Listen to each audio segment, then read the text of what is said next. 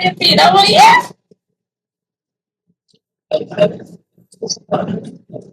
अब दोबारा मंगा लो।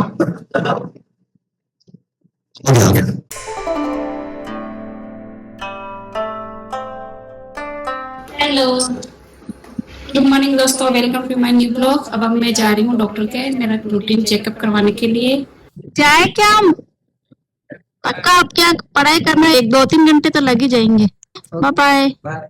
क्या आज का वेदर ऐसा है इंदौर के। चले चलो चलो।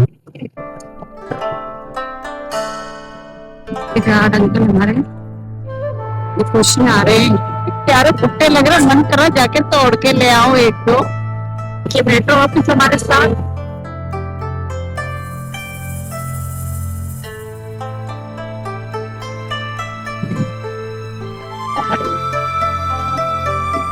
हेडेक बहुत ज्यादा हो रहा है, यहाँ से भी होता है। कभी कभी एक तरफ से बहुत ज्यादा होता है और चक्कर आ रहे हैं। इसमें से क्या बताएंगे, जैसे है ना, मैंने काम करती कुछ करती हूँ तो ऐसे झुकती हूँ ना, तो ज्यादा से वो वोमिटिंग जैसे लगता है। और घर आए कि सुबह जब टेबलेट लेती हूँ ना, उसके बाद में तो वोमिटिंग का ज्यादा होता है। मुझे लगता है माइग्रेन आपको फैसिलिटी देता है, तो कभी कभी वायरल होता है तो उसके बाद माइग्रेन थोड़ा फैसिलिटेट हो जाता है। लेकिन उस वजह से होगा या फिर साइनस हो गया, ये दिखता रहेगा। साइनस से डॉक्टर ने नाम जान होती है करके। हाँ, कभी कभी होती है, हमेशा नहीं होती। और जैसे मैंने डेंटिस्ट से दिखाया था, अगर एक्सरे हो रहे हैं तो जैसे वो टीथ है ना, जैसे एक होनी चाहिए, दो है, इसको निकालना पड़ा। तो बोले कि जब इसको निकालूंगा तो साइनस वाली थोड़ी प्रॉब्लम है।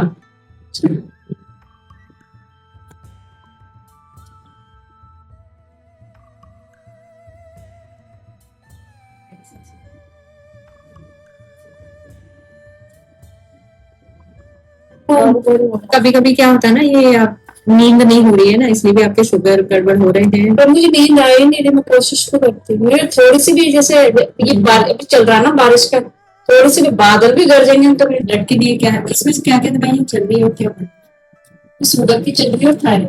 बस माइग्रेन का कभी कभी दिसंबर में भी होता है, जहाँ हमारे ज्यादा स्ट्रेस के फेज होता है ना, जैसे ये जुलाई या अगस्त का फेज है, या फिर आप पूरे जाए तो नवंबर दिसंबर, ये भी थोड़ा सा ठंड आती है। कुछ लोगों के हाथ पैर दुखते हैं, लाइक जैसे अगर उनको पहले से कुछ ट्रॉमा है या कुछ इंजरीज है तो वो पेन करने लग जाती है। ऐसे ही माइग्रेन है या कुछ और अपनी क्रॉनिक प्रॉब्लम्स है वो बढ़ जाती है। तो ये हमारे हार्मोन्स या स्लीप साइकिल जैसे ही चेंज होते हैं, हमारे ये पेन चालू है। ज्यादा शोर में चले गए हो, ज्यादा धूप में चले गए हो, डिहाइड्रेशन हो गया तो फिर माइग्रेन कह रही थी। पर हाँ, जैसे टीवी चलता है तो मैं इनको शोर, और जैसे वो लाइट बहुत ज्यादा जल जाती है, वो मैं इनको तेज लाइट से भी होता है, हल्का मुझे चाहिए। लाइट से भी होता है। जब आपको माइग्रेन हो या हेडेक हो रहा हो, आप एक शांत एनवायरनमेंट में, अंधेरे वाला जहाँ साइलेंट मोड हो, वहां जाके सो जाता है। मैं यही करती हूँ, आंखें बंद कर लेट जाएगा। क्योंकि आपको डायबिटीज है, थायराइड है और विटामिन है, तो हम आपको बोलेंगे कि जैसे आप अर्ली मॉर्निंग उठे, थोड़ा सा हाइड्रेशन के लिए सबसे पहले पानी पियो, उसके बाद थोड़ा सा वॉक करने जाओ अर्ली मॉर्निंग। जैसे बॉडी की स्ट्रेचिंग करनी चाहिए, सो दैट आपकी बॉडी है वो प्रिपेयर हो फॉर होल डे वर्क करने के लिए, या ये कह सकते हो कि हमारा ब्लड सर्कुलेशन अच्छा होता है।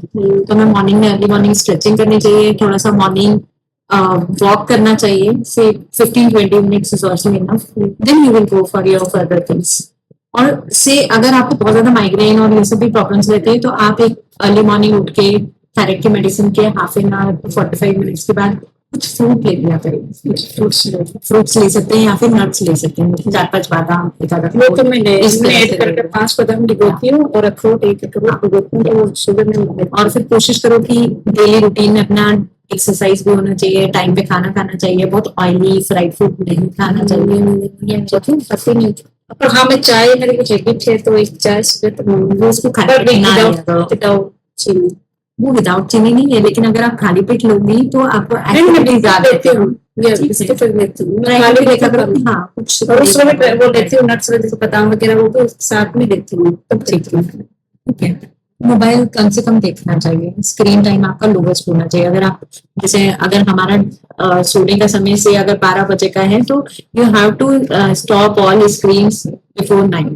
में बहुत 3 घंटे हमारी स्क्रीन टाइम नहीं होना चाहिए, वो है टीवी के फॉर्म में, भले वो कंप्यूटर के फॉर्म में हो या भले वो मोबाइल के फॉर्म में, राइट। अगर जब हम स्क्रीन टाइम बढ़ा लेंगे तो हमारी नींद प्रॉपर नहीं होगी, फिर ये सारी प्रॉब्लम्स बड़ी हुई रहेगी, ठीक है।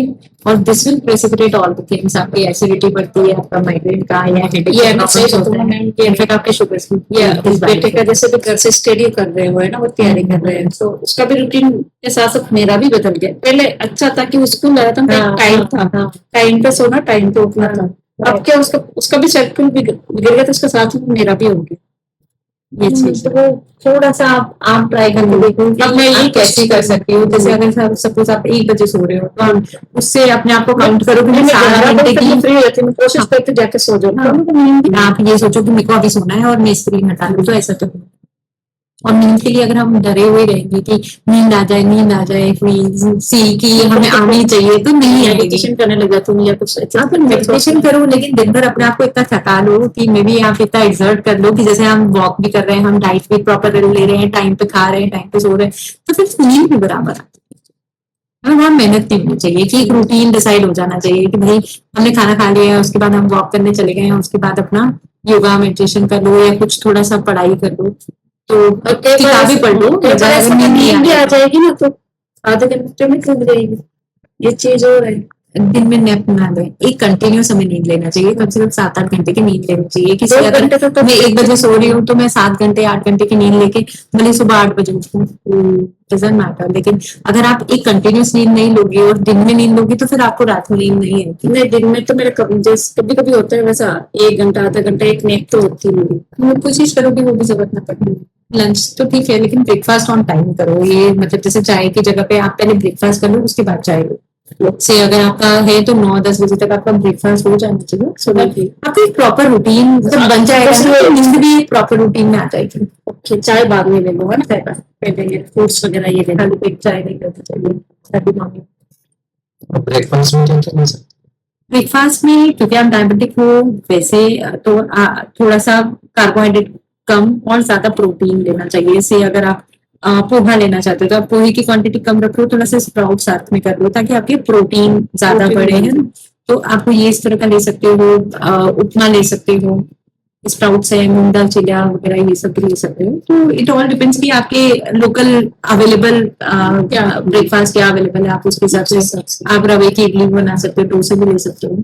तो ये इस तरह का है कि जैसे आपकी रूटीन रीजनल आपका क्या अवेलेबल है, आप उसके हिसाब से ब्रेकफास्ट रखना है। बस अवॉइड बहुत ज्यादा मीठा नहीं लेना है, डायबिटिक है तो, ठीक है ना। और बहुत ज्यादा घी तेल इनका यूज कम से कम रखें, तो वैसे कम करती हूँ। हाँ, जैसे सैटरडे संडे हो तो जैसे पनीर बन गया, वही सब बन गया तो तब हो जाता है, तो वैसा पनीर चलेगा पर वैसे क्वांटिटी जो रहती है वो कम है। और चाय का भी इतना नहीं है कि एक सुबह एक शाम, ऐसा भी कि मैं पूरे दिन ले रही वो ले रही।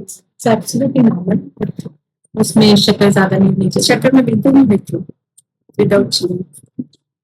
तो please okay, but it should be like make sure कि आप उसको शाम में भी 4-5 बजे के बाद ना करें। नहीं, 4 बजे मेरा फिक्स है, इनका जो 4 बजे फिक्स है, उसके बाद में नहीं लेती, तो 4 नहीं लेना, नहीं तो आपकी नींद डिस्टर्ब है। 3:30 वैसे अगर आप कॉफी ले रहे हो तो आपकी दोपहर भी 12 से 1 बजे के बीच तक ही लेना है, उसके बाद नहीं लेना है। अदरवाइज आपकी स्लीप जो रहेगी वो साउंड स्लीप। ऐसे मोबाइल लेके बैठ जाएगा तो क्या आपको अच्छा लगेगा? ऐसा होता है ना मेरे साथ, बहुत ही अनईजी सा लगता है अनजान ना। कोई ऐसा जानकार आ जाए तो उनके सामने थोड़ा हाँ, उस समय वो वही बहुत ज्यादा आप जैसे पीड़ा वही है।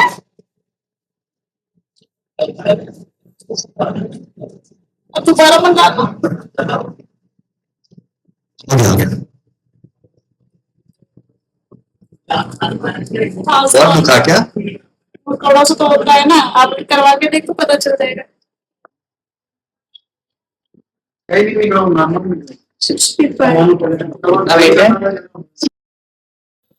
अब 2-2.5 घंटे कहीं बैठना पड़ेगा। बैठो, मैं जूस लाता हूँ। एक पपीता शेक। तो आपका कस्टमाइज सॉफ्टवेयर में आपका क्या है, वॉकिली स्टोर? हाँ नहीं, ये मुख्तलिफ स्टफ है, मैं गिटारिस्ट हूँ। चलो मिलते हैं, nice to meet you. Thank you. आपका पेज पे फॉलो सीता वाले का ना हमारे 2 पपीता शेक थोड़ी देर में। ये दो आपका है, ये मेरा, ये आपका। Okay, thank you.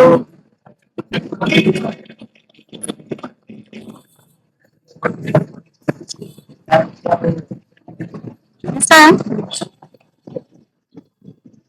और बढ़िया है। अच्छा है? यहाँ का पपीता केक अच्छा लगता है। अच्छा है। चलते हैं।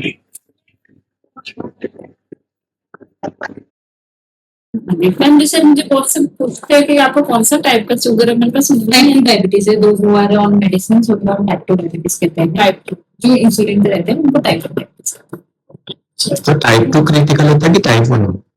क्रिटिकल का मतलब क्या होता है? So all up to you कि आप क्या बोलते हैं। होता है कि डायबिटीज डायबिटीज होता है, आपके शुगर कैसे चल रहे हैं वो बताते हैं कि कितने क्रिटिकल है करके।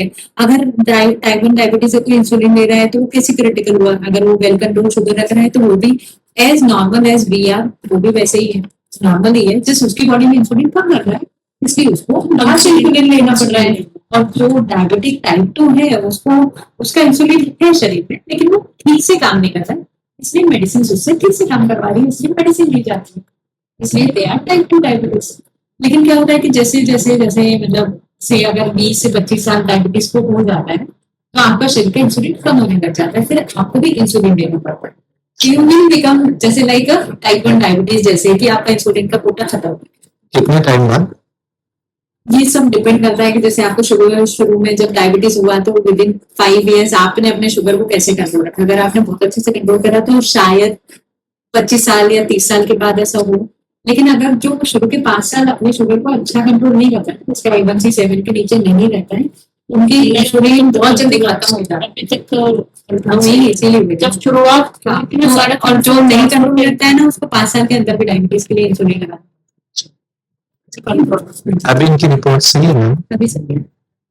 हीमोग्लोबिन बस कम है, शुगर थोड़ी सी हीमोग्लोबिन कम है। चले फिर डेंटल वाले। हाँ जा रहे हैं। मैं मेरे हेडेक के लिए ठीक होना तो एक वीक हो तब ये दवाई और मेडिसिन दूंगी ना तो मेरा हेडेक पता चला हेडेक से तो हूँ फिर ये और पेन। धीरे धीरे कितनी दवाइयाँ बढ़ रही है। अच्छी है। हाँ मेरी रिपोर्ट अच्छी है। Thank you ma'am. तो मुझे इतना डराते रहते हैं। हम डराते हैं। खुद ही डरती रहती हूँ लोगों से। चलो थैंक यू, दवाई लेते हैं फिर चलते हैं। चलो दवाइयाँ लेते हैं। मैं ऐसे मोबाइल लेके बैठ जाएगा तो क्या आपको अच्छा लगेगा? ऐसा होता है ना मेरे साथ बहुत ही uneasy सा लगता है। कोई ऐसा जानकार आ जाए तो उनके सामने थोड़ा हाँ, उस समय वो वही बहुत ज्यादा अब जैसे आप